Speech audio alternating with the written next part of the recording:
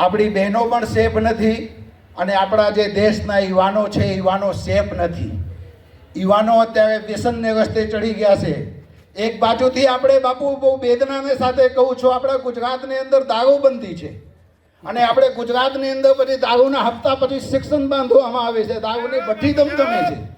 અને જ્યારે ભવનાથમાં આવા બધા કૃત્યો થતા હું અગડી ગૌરંગભાઈ અગડી હૈયો આવતો હતો તો રસ્તામાં એક હોટલ પડે છે હીરો રિસોર્ટ, ત્યાં એક દારૂડિયા પૂર્ણ થઈને પડ્યા હતા. અગર આવા ધાર્મિક જગ્યાઓની અંદર પણ આવા દારૂડિયા યુડકેવા પડ્યા હોય અને તોય છતાંય આપણે ઘીસી પીટી બાતું કરી કે આપણે સરકારને આવેદન આપી આવા હજારોને તાદાદમાં આવેદન પડ્યા છે. કંઈ થવાનું નથી. અત્યારે બધા પોતપોતાના રોડલા શેકવા માટે નીકળી પડ્યા છે. એટલે હવે જાગો. અત્યારે તમે નહીં જાગશો ને તો આવનાર સમયમાં તમારા ઘરની અંદર બહેનો દીકરીઓ ને માતાઓ કોઈ પકડીને લઈ જાય. આપણા આંખને સામે આપણે કહી નહીં શકશું.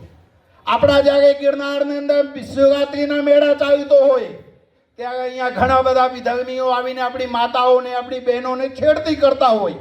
આપણા નજરને સામે આપણે કંઈ કરી ન શકતા હોય.